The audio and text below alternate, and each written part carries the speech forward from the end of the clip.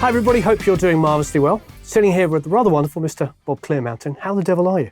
I'm good. We've been here for a while, but I'm going to shake your hand like we've never seen each other. We just met. What'd you say your name was again? Fred Flintstone. Okay. So I demoed Phases, I don't know, 2 weeks ago now, and I missed a couple of key things on it. And it was great because you left me a message saying, thanks for demoing the plugin, I really appreciate it. But you should have done this, this, and this. And I loved it so much that I reposted it everywhere. It was on the Instagram, I tweeted it. I was like, if you're gonna get schooled by the guy whose plugin it really is. So I thought this would be an amazing opportunity to kill, I don't know, 3 birds with 1 stone, talk about the plugin, but also find out what these presets are modeled on. Get a little bit of history, because when you've got some titles, referring to stones and bands you've worked with, and so a little bit of backstory and how those sounds were originally created would be pretty phenomenal. The reason we decided, kind of my love for this particular device, was really the MXR phaser flanger that we had back in the 70s and the 80s. But this was sort of the R&B Rhodes sound. So every time we record a Fender Rhodes, we'd stick it through the flanger, and it did this. See, this is without it. What I'm playing is a recut of a song called Heaven by Run to You that I produced with Bryan, but he's recut it. But this is what the original Rhodes sounds like.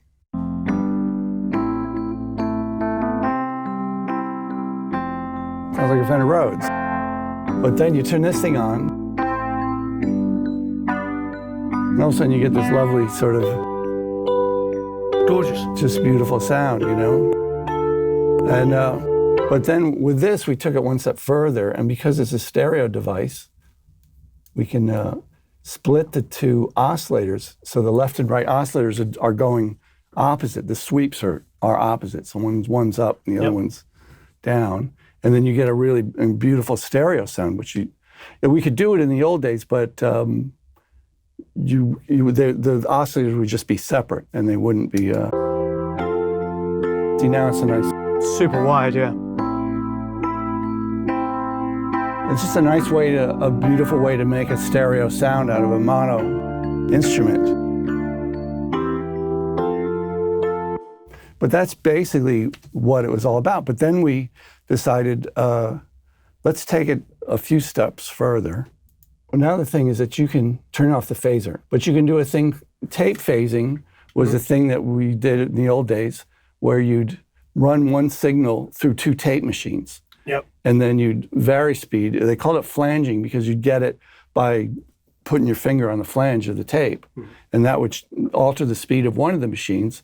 And so you'd get this rub, and you'd get this kind of frequency shift as certain frequencies canceled out and added together to get these nodes. And it would be like a traveling thing. But you can do it here just by hitting this button here. And you put this on the second setting there. They're different chipsets. They're supposed to duplicate different sort of chipsets. It's based on these analog, they're basically capacitors, I think, that delayed the signal. But of course, it's all digital now, so it's an emulation.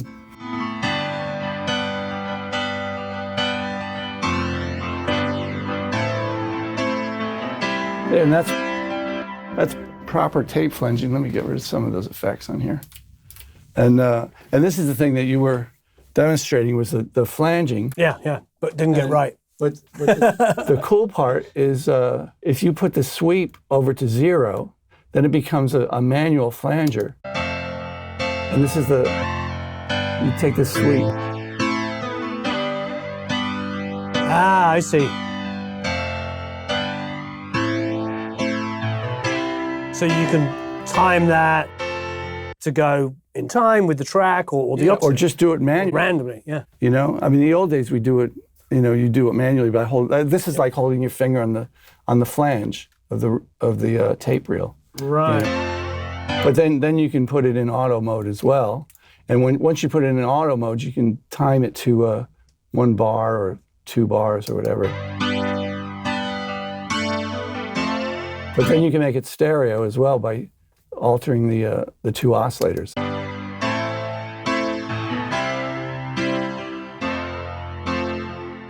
And then you can add some feedback to it.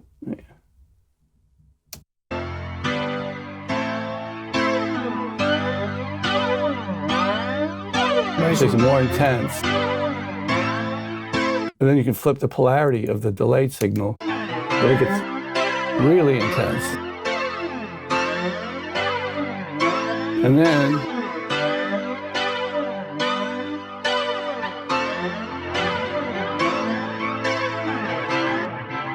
you add Clearmountain's domain to it. And you got delays and reverbs and harmonizing and a whole bunch of other effects. See, the good thing is, people, he didn't prepare this. He's actually using his own plugins. I'm using my own plugins, that's right. Yeah, and I use them all the time. Not only, I tell you what, not only just the ones with my name on them, but the Apogee plugins themselves are some of the, probably for what they are, the highest quality you're going to find anywhere. The pultec plugins, the Apogee pultec plugins, are the only plugins that can use the name pultec. Sure. Because they did it in conjunction with Steve Jackson, who builds the hardware. And then the plugins were actually approved by he and I sitting in a room over and over listening to different versions. So we said, okay, that sounds right. This compressor, where it's not doing anything, but you can see where, okay, this is the compression point, and it's right above the fader. So as you move the controls, you can see exactly what it's doing. Turn up the ratio. Now you can see it's a hard knee. You can soften out that knee a little bit. It's great. And then you can see up here just exactly what it's doing, along with the waveform. Pretty smart. Slow it down a little bit. Slow down the release.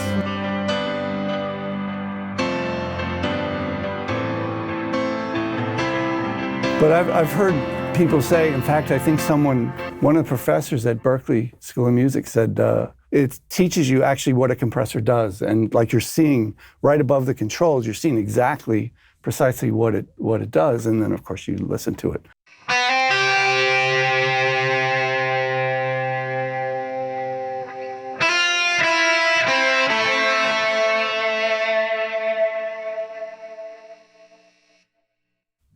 But that's Clearmountain's domain that you're hearing.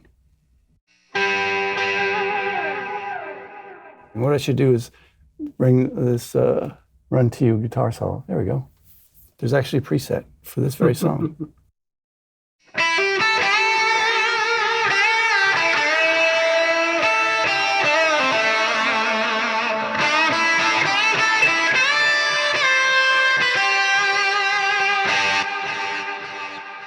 And basically that's a triplet, a quarter note triplet there on each side. Now the thing is with this, you can have a mono delay like that, so that both sides are doing exactly the same thing. Mm-hmm. And then you take this offset and you can separate them by, let's say, 12 on each side, so that's 24 millisecond offset to make it sort of a stereo thing. Yep. And then you hit the spin cross feed and it crosses them. As the regeneration, instead of coming back on the same delay, it crosses it left and right. And so you get this sort of wandering delay, what happens. It's really nice in surround if you put this in the back, and you get the guitar in the front, and then you get this other thing happening in the back. Then there's also, there's some EQ for each channel if you want to EQ it. There's a spin, which is the regeneration.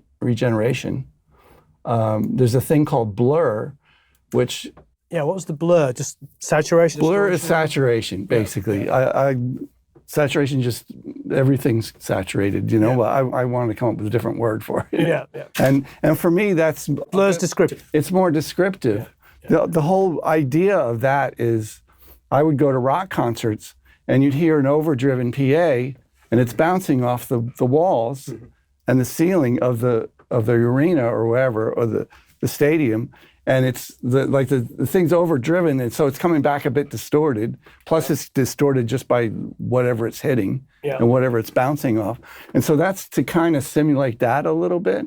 Amazing. You know? Yeah, I totally understand. Right. I mean, the first time I saw the Stones, I remember seeing them in an arena and just hearing that. Yeah, right. Yeah. Exactly. So a lot of times, especially, well, the Stones delay, there's a thing called a live Rolling Stones delay, I think. Rolling Stones, there. Oh, live. Oh. Yeah. And so I use that on because I've mixed 20 or 30 concert videos for them. And so that's the kind of thing. Albums. And yeah, some records too. Yeah, and movies, and a couple of movies. A couple of movies, yeah. So the other things that are in here, so you can set them into 3 different reverbs, and you can decide how much. You can send the reverb directly from the input of the device, or off the repeats from the delays. Great. So you have the Apogee Studio, which is it's an impulse response of our studio that we built, which is really like an ambience. I mean, it's not even a reverb. It's just a warm, very warm sort of an ambient sound, which I use on almost every record that I mix nowadays. Mixes chambers, which are the 2 live chambers here in this, that used to be in the wine cellar on the other side of the machine room here. And so we did an impulse response to that, so it's the same thing. And then there's this, where you can select from a bunch of different ones. There's a concrete stairwell that we found over in Beverly Hills in a parking garage. There's a marble bathroom, which is across the street from that garage it's a theater called the Saban Theater, where they do a lot of shows there. Yeah, a lot of shows there. We went into there one afternoon and went into it's actually the ladies' room. And then the mixes shower, which is just in my shop, which is just kind of wonky sounding, it's just a stupid, kind of cheesy sound. And then these 2, a friend of mine named Roscoe has an echo chamber that he let me get an impulse response of 2 different sets of mics. And then this gated plate, which is basically one of these chambers with okay, you know what? I should try this on the snare drum. So this is the thing that we used to use, back in the 80s, and me and everybody else. Born in the USA snare? Yeah, probably that one. Yeah. That annoying Born in the USA snare drum sound. Yeah, I actually have, you know what, it might be interesting. I actually have Born in the USA.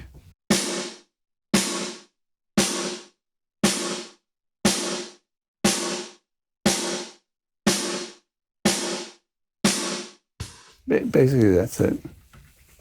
So we're hearing the AMS snare as well? Or? I think so.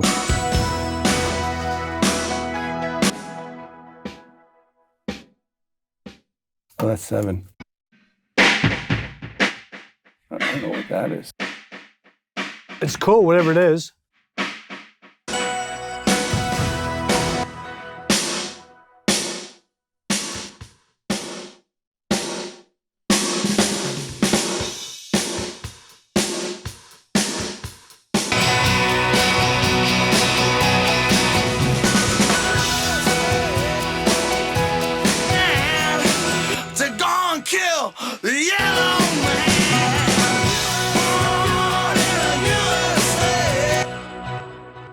Yeah, I don't know. I mean, obviously that's not a mix. It's just just threw it up there. That's the actual original Born in the USA track. Toby Scott, who was his engineer, I think he actually recorded it. Yep. And he used it for something because he was teaching a class somewhere, I think. And so he sent it to me. But it's just 24 tracks. Not much to it. Yeah, so that's just got the gated plate. But there's all these other things in this plug-in, like there's pitch delay, so you can add a harmonizer to the return of each delay. Yep. And you can set it. It can either be just a random where it just moves up and down, or you can have a fixed, thing like, I'd usually put it at, +4 or 5 and -4 or 5, something like that. So much detail on this. What would you put that on? Well, you might put it on a voice. Probably not on this song, but you could do it anyway. Let's see. Born in the USA, born in the USA. So that one there, that's actually different. This one, which is Live Rolling Stones. See, that's just a slap with that blur.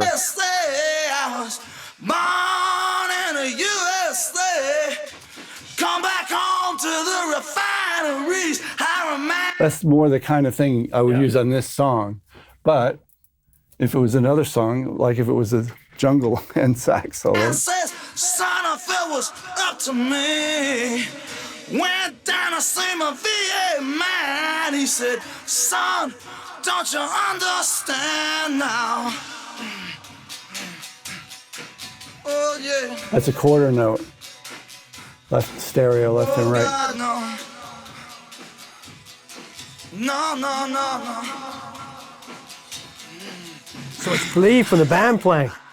Well, he would record live. That's his vocal was done. He's playing guitar, singing live. Yeah, you can hear the strum of the in a telly. booth. Yeah. Yeah, exactly. That's amazing. Most of that album was done like that. It was pretty much a live album in the studio. He'd add a couple little keyboards or something like that once in a while, or change a lyric occasionally, just like for like one line, he'll just change a lyric or something. Soon we're gonna come out with an Atmos version that'll have probably six outputs, and instead of just stereo. This is just stereo, and so you could have a quad reverb in there, because all the impulse responses that we created, and we've got a lot more now, were all done in quad as well for the next version. And then it'll have it'll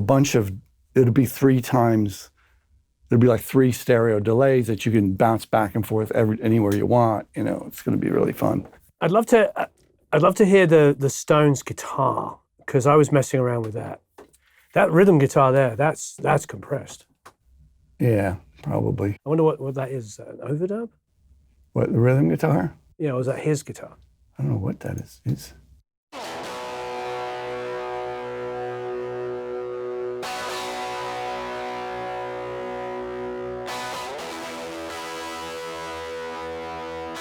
I don't really remember. That might be, that's probably him. I like those voicings. See, Bruce's guitar is...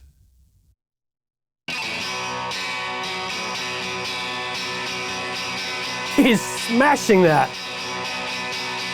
You can hear the strings all.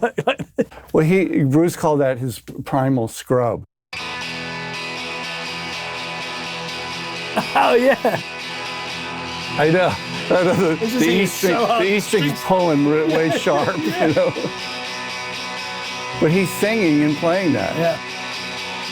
Yeah. You can hear it on his vocal track. A little hometown jam. So they put a rifle in my hands, sent me off to a foreign land to go and kill the yellow man. Born in You can just hearing that low E going sharp. You can tell it's just it's fantastic. But they set it up. Well, I didn't record this, but I remember I recorded the first session on the river. And then this album came after that. And so they basically kept the same setup where Max is in the big room in Studio A, sort of over on the left. Bruce is right in the middle with just a gobo booth made that we put together for him, with blankets over the top. So he was really isolated with windows. And then the piano would be off in the left booth in the back, and the guitar amps would be on the right in the rhythm room. And then everybody else would be out in the main room. Clarence would be in the ISO booth next to the control room. And so everybody could see each other. And it was live, basically. That's the nice thing about the river and Born USA, that was recorded basically the same way, I think. It's interesting though, because your mix on this and Tattoo You, sounded so modern for the time that you wouldn't have guessed it was recorded live like that. You would have thought it was it was so modern. Yeah. When this came out, it was blew out of radio. It's just massive. Yeah, it was wild. And Bruce just wanted it bigger than life, the snare, that big snare drum sound.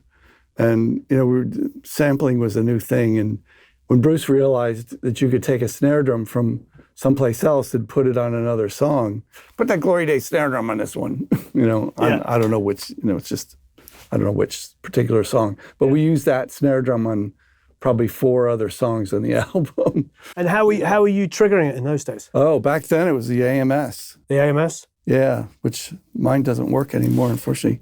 But yeah, and that was a whole process because you had to. The trigger was generally 20 to 25 milliseconds late because just the triggering process wasn't very efficient, and so you'd have to trigger it off the sync head, off the record head, off the tape machine. It was all analog back then, and then you'd re-delay that to make it match up with the where the real snare drum was. So you'd make it come early, then delay it back. Early and delay it back. Yeah, it was a whole process we had to do.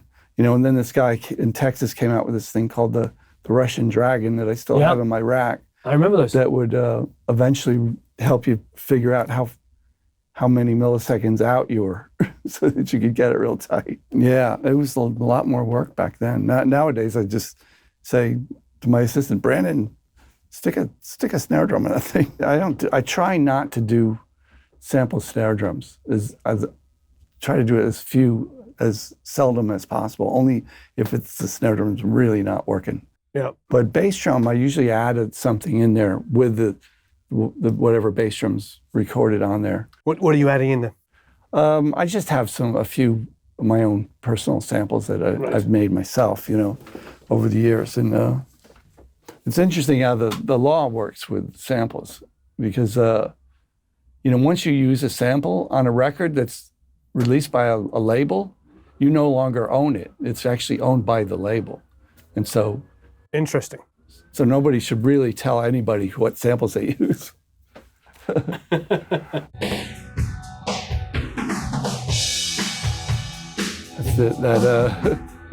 that phaser for like Cashmere, Yeah.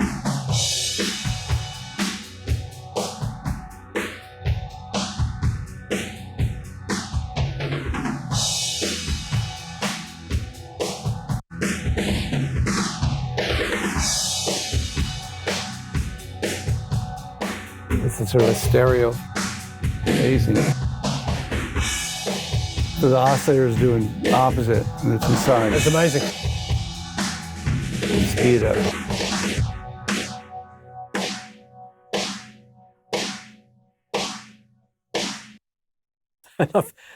Nobody can see, but the cat's putting its paw underneath. Yeah. See, he loves Clearmountain's phases. It's one of his favorite plugins. Her, I should say.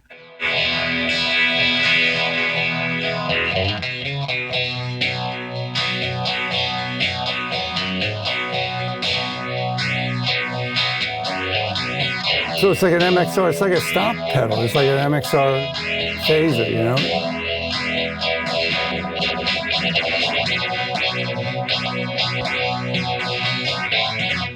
And that's time to the session. Although there's no tempo in this session, so it's because it was just played live.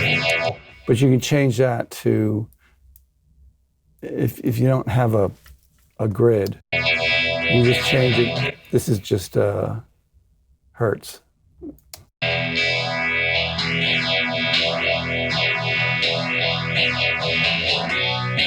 So that's just the phaser, but then you could add the flanger into it.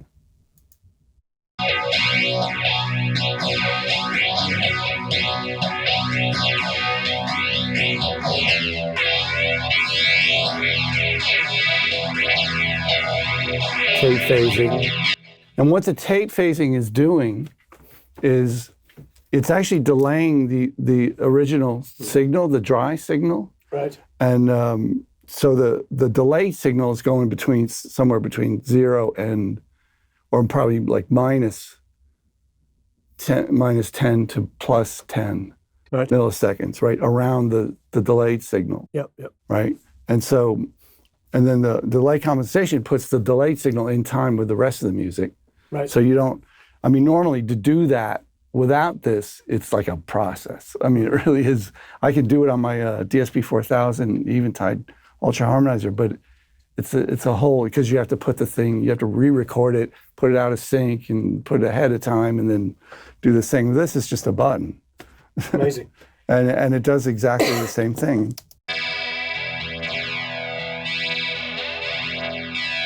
So that's the flanger. It's nothing. That's the phaser. So there's a million things, and it can get just so outrageously ridiculous, you know.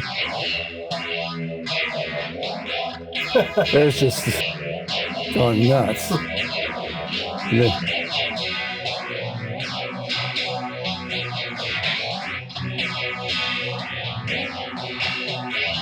But anyway, it's just a really fun thing. And the thing is that I've been using it in almost every mix lately, and you'll just have some nice mono sound that's just boring.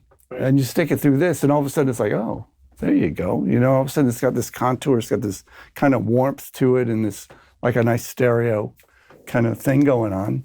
And then you add a little of the Clearmountain's domain to it, and you have a thing.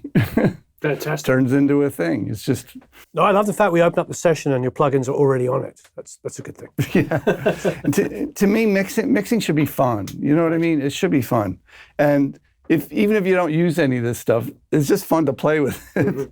But I think that people will end up, once you try this shit, you can't not use it. You know, I mean, that's what I've found.